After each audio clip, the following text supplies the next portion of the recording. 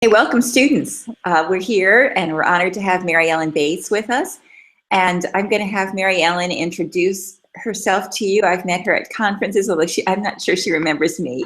I've approached her and I'm kind of a bit of a fangirl. Mary Ellen, can you introduce yourself? Sure. I'm Mary Ellen Bates. My company is Bates Information Services.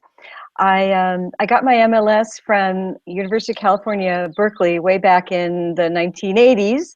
And it's interesting, I went to library school to get into the computer programming, because back then that was real hot. And I never really thought I'd work in a library. I wound up working in special libraries for about a decade. And then in 1991, I got tired of pre-meeting meetings and managing people, and realized that what I loved doing was research and searching. And I was determined to find a way to make a living doing what I enjoy doing, which is research, being a librarian for hire, without having to deal with the aggravation of employment. I mean, you give up a steady paycheck, but for me, the trade-off has been just just fabulous. I can't imagine doing anything anywhere else or in any other way. Um, I've been self-employed far longer than I've been an employee anywhere else. So that tells you something. I've written 7 books. My most recent one is The Reluctant Entrepreneur: Making a Living Doing What You Love.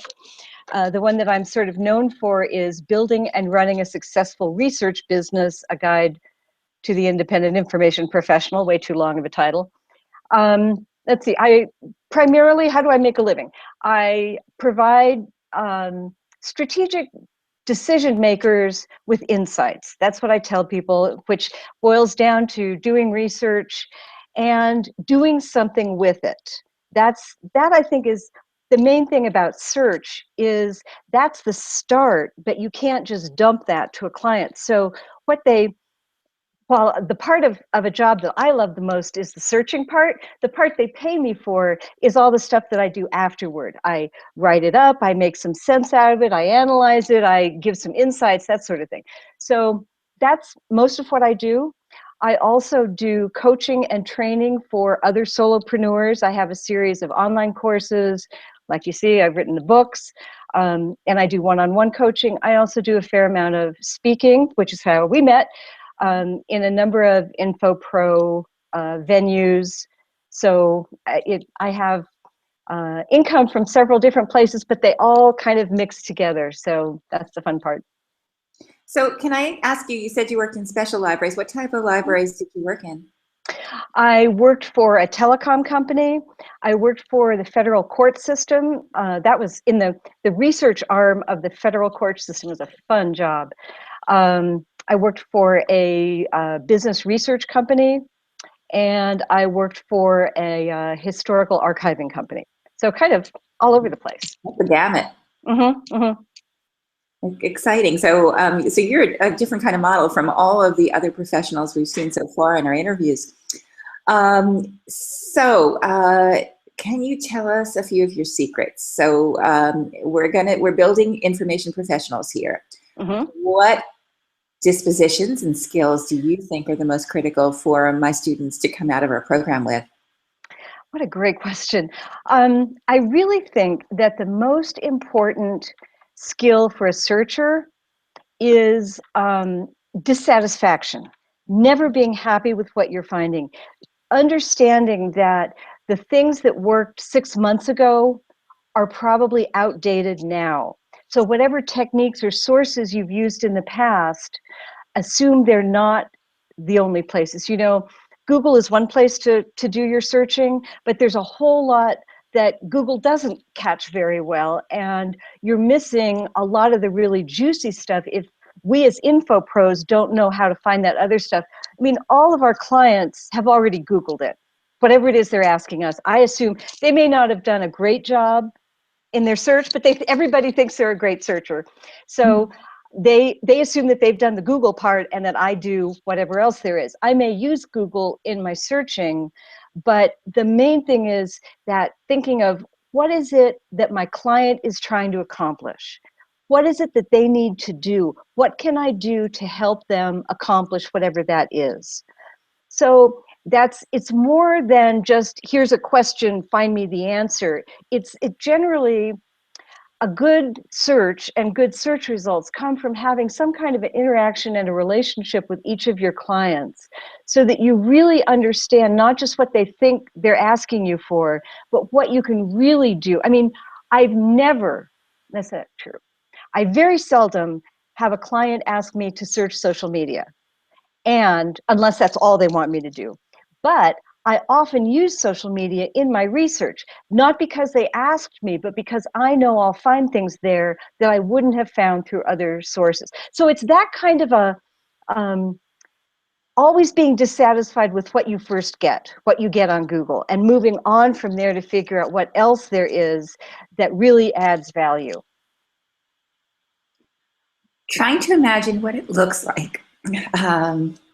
Is there a search that you might be able to share with us as an example, or a type of search for a particular client? Well, you know, this is actually one just for the rest of my life, but it was such a great example that I have to get. I hope that this will work, and I'll do a more professional one if you need it. But I live in a small rural neighborhood, and we have a homeowners association that's very low key.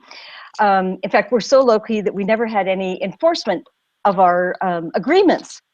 And so I'm on with the board. So the board got together and decided that they needed to see what other HOAs had done to enforce their rules. How do they do fines, or, you know, whatever they do? So everybody on the board went out and Googled it. Nobody found anything useful. And then somebody said, "Oh, Mary Ellen, you're the searcher, right? You do research. Could you help us?" And so this is one of those times actually where a Google search was all I needed, but it was knowing how to do it. So I limited it. The search was something like Colorado, because I live in Colorado. And so since HOAs are normally regulated on the state level, I knew that I wanted examples of other enforcement things from the state. So at Colorado, and then I did a little bit of noodling around, and I found that all of these documents that talked about it, they were called, I can't remember what it was called, but it was something like enforcement of violation or something like that. So I took that exact phrase, because it was a legal phrase, and I searched for that, and I limited my search to only the last year, because HOA laws change. And so I was looking for examples that had been written fairly recently. So that took me a couple of searches to figure out what a good search would be. And that's the other thing, I guess, is I'm never satisfied with the first search I do. I know that there's always a better search I can do. So I went back in, and I had Colorado, the phrase, and limited it to the last 12 months. And like the first 3 things that came up were close by HOAs, like within 15 miles of where I live, and how they enforce their rules. And so just this morning, I got an email from the head of the HOA. He's drafted a new one, and he's sending it around to everyone. And I sort of feel like, wow, I made a difference. I enabled a better decision. And it was from thinking about how to best use the tools that I had. And so for this example, I didn't want to spend any money because it was just for the HOA, but I knew that everyone else had Googled it, but I knew that they hadn't done as good a job as an info pro. And sure enough, it was borne out by experience. So that's one example. Yeah, so you're always on the lookout for those kind of magical phrases that are going to be the ones that you don't initially think of, because you don't have that contextual vocabulary when you start out. So you're always interacting with your results. You're looking for the killer document, or so that you can exploit it for more terms and ideas. One thing I wonder about, because I never know myself, how do you know what done looks like? When do you know when you have enough or when you're finished? Yeah, that's one of the nice things about being self-employed, is that every project comes with a budget. And so at the beginning of every before we start every project, I negotiate with my client what they're going to pay for this, how much is it worth, basically. And so once I know what they're willing to pay, basically how important is this to them? That determines how deep I should go. If I were in an employee setting where I don't have that convenient budget to negotiate, I would still do enough talking to figure out what's at stake. What is waiting on the results of my research? What will happen? What actions will be taken after I deliver my results to my client? And once I understand that, then I have a pretty good sense of when I'm done, because I know how important it is to them. And I know that no search is comprehensive, ever, ever. So I never aspire to comprehensiveness because it's impossible. But I have a good, after you've been spending 20 minutes on something, you kind of have a sense of whether this is an iceberg where, there's a whole lot back here that I just haven't even looked at, or whether you pretty much got a sense of the scope of the question. I remember early on in my, early in the Google searching days anyways, I remember a friend of mine commenting that for InfoPros, our first client is ourselves. What that means is our initial searches are not to get something that we would send to a client. It's just to educate us so that we can then do the searches. So when I, like this HOA thing, my first couple of searches in Google were really just kind of, let me find a good document. Let me see let me see if I can stumble on something. Sorry about the dogs. Where can I go from there? And then I'm looking for what I'll be sending a client. But the first couple of searches, it's not pretty. None of it is going to be delivered to the client. So I don't worry. I have my peripheral vision on high to make sure I sort of have a sense of the landscape. And that's what pretty much tells me when to stop. Oh, the other thing is, like, this is actually, I'll put this more in the employee terms to make it a little more reasonable, but say that you have 2 hours for this project that you can spend for this project, for this client. Then I would search for no more than 1 hour for a 2 hour. If I have 2 hours to work on it, I would stop searching after an hour. Look back, go through my stuff, start writing up what I find, and spend maybe half an hour analyzing it, adding the value, basically, because our value is what we do to the information, not just that we find it and present it to someone. So I've searched for an hour, I spend a half an hour pulling it together, making sense, and then the last half hour is going back in, pulling one more thing, checking one more thing, remembering, oh, I really need to see how big this aspect is, and I'll tell my client that maybe we need to expand it some more into there. So it's that mop up. But for a 2 hour project, it's not 2 hours of searching and ending when you run out of time. It's much earlier than that. So I have a couple of questions based on what you just said. Mm-hmm. What does this deliverable look like? Is it an annotated bibliography? Is it a letter to the client? Is it a digital guide? It's never a bibliography. And even if they asked for a bibliography, I'm not sure I'd give it to them because it would look too much like a Google search result. And so I would say, what do you need that bibliography for? What's it going to accomplish? Because most of my clients are doing something with what I get them. So a bibliography wouldn't move them forward, really. So what are the deliverables? Sometimes it's a 5 or 10 page report of what I found, summarizing all the aspects of it. Sometimes it's maybe a couple of pages and some charts, data visualization of what I found, or what I call an information topography report, which is kind of what I found on my way to getting the answer. So it's kind of like, actually, here's how I do it, is when I start my project, I open up a document that's the cover letter for the deliverable. So before I start searching, I already have the end product in front of me. And I say, dear client, enclosed is what I found on, and then I write the topic in one sentence just to remind me what it is so I don't get lost in the weeds, and then new paragraph. Interestingly, comma, and then I leave it blank. And so that's the place that I throw all the things that I discover while I'm searching. And it's the things that we notice, but we don't capture. So like you'll do a search and you're thinking that most of the information is going to be in consumer magazines because it's that kind of a topic. But I find out that consumer magazines aren't talking about this at all. The only places that they're talking about it is in industry publications over here.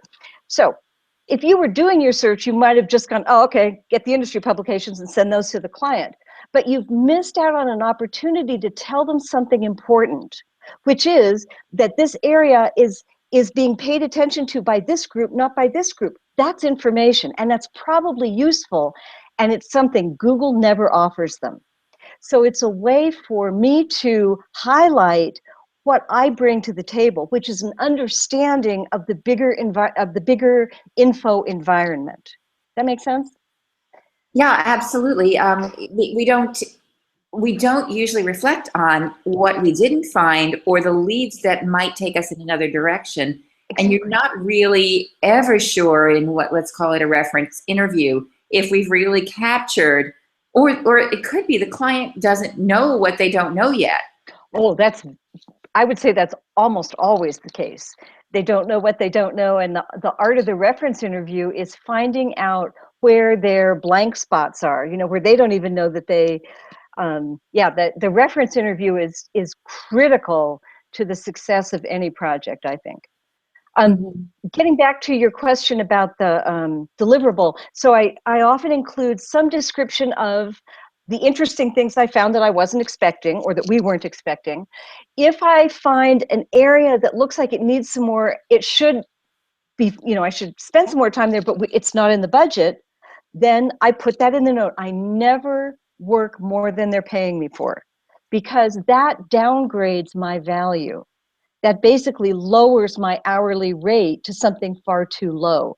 And if they're only willing to pay me, for 3 hours of work, then they've told me how important that project is for them. It's worth 3 hours of my time. Got it, Roger. That's how much time I'm not going to waste time on something that's not that important to my clients. What I hear you saying also is that you're not closing the door. You're saying, oh, right.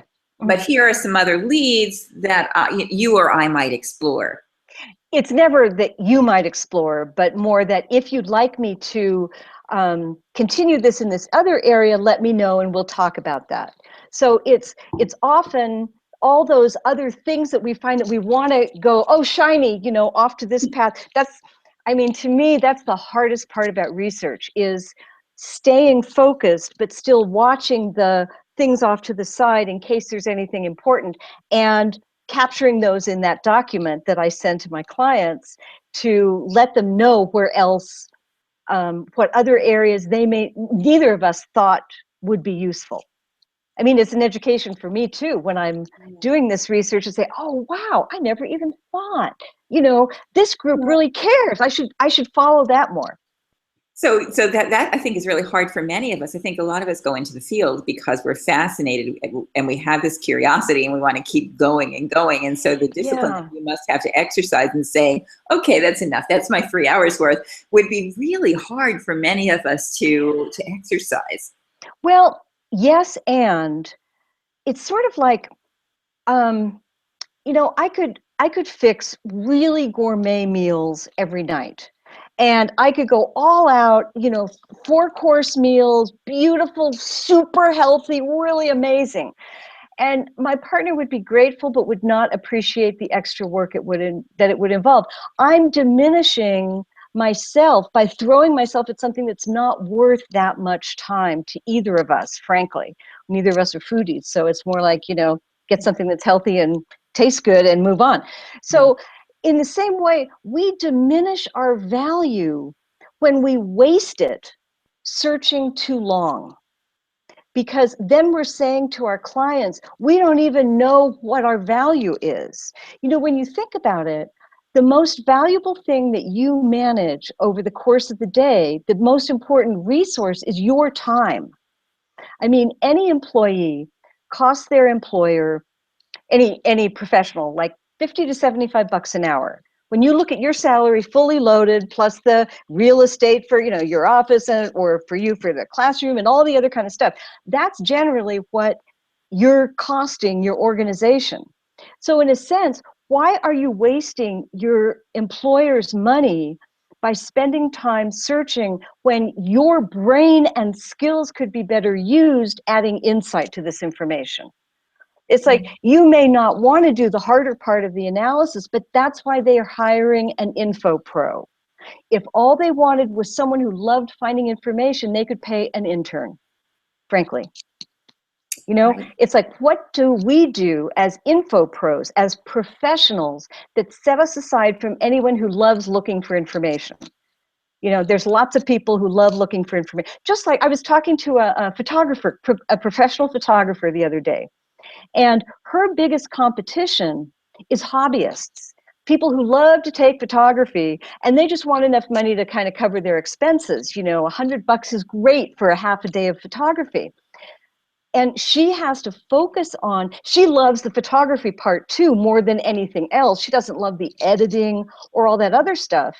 But she knows that the only way she'll get anyone to pay her to do what she loves, which is photography, means she has to focus a lot of her time on doing other things that people will pay her for.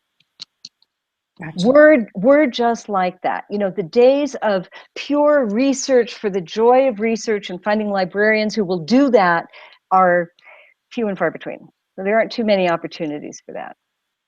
Okay. So you keep bringing up all sorts of other ideas for me, and I want to make sure I value your time as we've just talked about. So I wonder, is every deliverable a report these days, or are we giving clients that kind of final product in digital form? And also, one of the things I'm working on with my students is that the information isn't static. And so by not sharing with a client that there is an RSS feed or there is a curation effort that is worth following, that you may not fully give them a sense of this dynamic aspect of a particular niche interest. Well, my response to that would be, I'm getting an echo, by the way. Are you? No, but so far things are working pretty well. So I don't know if I want to fix it. But what I will do is I will mute while you speak. That will help. Maybe. Okay. Let's see. I'm sorry. I lost my train of thought. We were talking about... Here's the thing. Most people, when they're calling an info pro to gather info, to do research, it's not usually for an ongoing thing. Sometimes it is, but it's often for a one-off. So they often don't need to follow that question going forward. So in those situations, offering an RSS feed sounds like you didn't hear what they really wanted. You know what I mean? Because no, I'm making a decision next week. Watch my lips. After that, I'm done. So for those people, it wouldn't really be meaningful. And yes, the information changes, but they made their decision. They're moving on to something else. If, on the other hand, you get brought into like a group that's working on a particular project, then totally anything that you've got that will keep them fed with new information that's going to be relevant today is a great, that's great. My experience has been most people rely on in-house info pros for that kind of support, for the ongoing group project support or departmental support. And so that is a good opportunity. For people like me, we're usually not brought in for that because it tends to be fairly, well, it's either expensive or it's way too time consuming for it to be profitable for us. And so ours tend to be more one-off. But using an RSS feed or anything else is a great way of staying in front of the people that you're doing work for, so that oh, that's right, it's the library that keeps getting me this great stuff. I need to remember to talk to them. So it's a lot of it is the kind of people that you're working for, and what is their information need, a one-off or an ongoing need, and can you ask them, you have to remember to ask them, even if it seems like a one-off, would you like to stay updated on this information? So it depends. The main thing that I think a lot of info pros struggle with is we're so into information. We're info nerds. We all are. That's why we're doing this, right? Because we love this stuff. And we have to remember that most people aren't quite this excited about it. And the fact that we can do an RSS feed, or that we can get them all this other information, or that whatever, they're sort of like, you know, back off. It's okay. You know, it's easy for us to overwhelm our clients with more information in various formats. So we do need to be really careful that it's as distilled and relevant as possible, because they can get overwhelmed with information anywhere. You know, they don't need us to do that. They can do that on their own. Those are great points. And I think one of the things that really is important to understand is the context of the search need and the group that you're working for, and also the time elements involved. So I don't want to take too much more of your time. One of the things I really get a lot out at your talks is how to leverage new media or social media in different ways, new portals that you've discovered. What are some of the tricks you're using these days? Let's see. I just read a lot. I watch for mentions of new resources, new sources. I subscribe to things like Wired magazine because it's talking about things before most other people are, in areas that tend to, you know, it tends to be, I think, a good source for info pros because it talks about information related stuff. I use all the social media that I can because I found that the only way I know how to mine it is if I know how to use it and I understand user behavior in each, you know, in LinkedIn, in Twitter, in Facebook, for example. All of those people behave differently, they expect different things, and the kind of information that you can glean from it is very different. So I just, whenever I'm on Facebook, for example, and just, you know, like everyone does, you just kind of scroll through it while you're waiting in line in the grocery store and that kind of stuff. But I'm watching and I'm thinking, oh, now how would I use this? How would I, we're doing research, or just, that's just going on in the back of my head all the time. And I suspect it is for a lot of us. We just, because we like thinking about information, we like thinking about finding it. You know, that's why we're librarians. So I want to know how you keep up, but I'm also curious specifically about how a tool like LinkedIn fits in your toolkit. What does LinkedIn do for you? How do you leverage LinkedIn? Oh, LinkedIn is great. You know what I use it for is competitive intelligence, to learn about a company. I'll go in, I use the advanced search features, and it lets you do all kinds of cool things. So, for example, real life search. I was consulting with an organization that was interesting in bringing in a new governance philosophy that's called holacracy. It's been around for a few years. It's kind of woo-woo, it's sort of out there. And so they were trying to decide if it was relevant for them.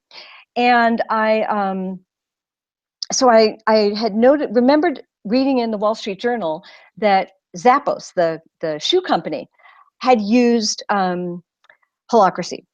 And that was sort of interesting. And of course, all the quotes that the article had were Zappos employees saying they love it and it's the best thing since sliced bread and they couldn't imagine life without it.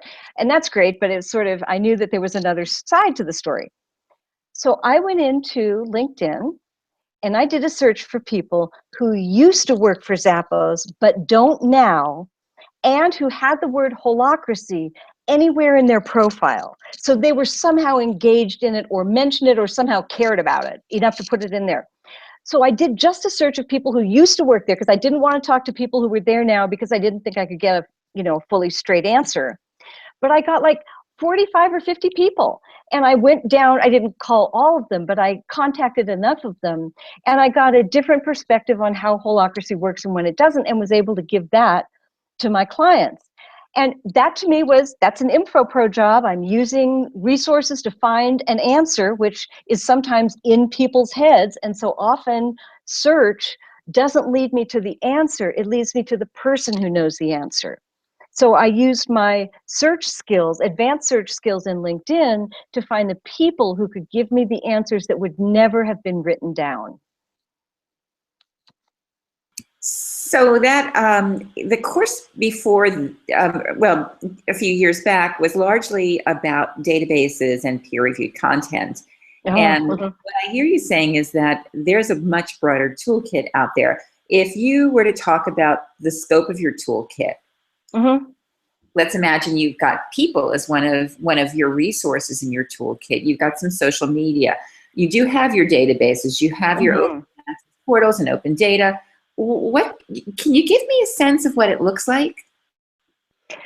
You mean the range of things that I use, or No, what? the scope of you know, how you decide not to always use a hammer, for instance, Oh as God, Maslow would say. that's a real challenge. It is. And I'll admit, I love using the fee-based online services because that's what, I started using those before I even went to library school. I was working as a paraprofessional in a law firm library, and somebody taught me how to search the 5 files in dialogue, which was about how many there were back then. And yeah, and it was just like, oh my gosh, I can't believe I can do it. So I'm always looking for a reason to search them because there's such a great tool. And there are times I work backwards from the answer is how I do it, really, honest to gosh. I would say there isn't a single project that I don't Google, just because if nothing else, I want to see what my client has seen. So I want to make sure that I've at least done the basic stuff there, and just to get a sense of where to start. And then it's really kind of, is this something that's likely to be written about? If it is, what would be the kinds of sources that would be most useful and relevant in this situation? Is it peer-reviewed journals? Is it what peers, what other professionals say? Is it what's in newspapers? What kind of information would be useful? Is it in something in people's heads? Is what they're asking me for more like something where I call it inventing information, which is like going into Google Trends to see how searches have changed, how people have searched for something over time. So I'll think about, what can I use Google for besides a search? I can use Google Trends for that. Or what other tools let me do that kind of thinking about it differently, so that I can find something that's meaningful to visualize, because sometimes that's what really helps. But more to the point, just where is the answer what's the answer going to look like for this client, and where do I find that answer? Knowing that it may take several places to get to wherever that answer is. So I'm being a little vague because it varies so much from client to client. I guess I kind of, in the first sort of 15 or 30 minutes of flailing, when you're not sure exactly what you're going to do and you don't know where it's going to go and you're just kind of faking it. That's what I spend my first half hour doing.